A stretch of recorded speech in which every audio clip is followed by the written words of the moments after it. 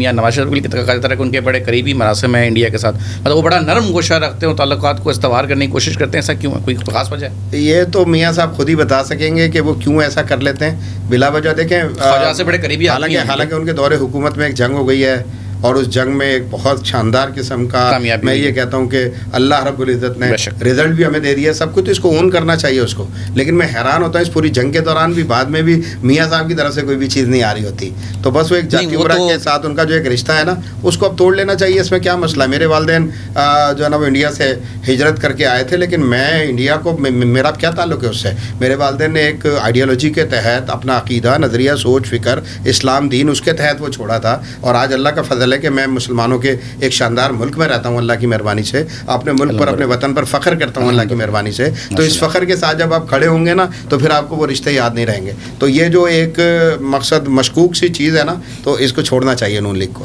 مفادات کی جو جنگ چھوڑنا چاہیے.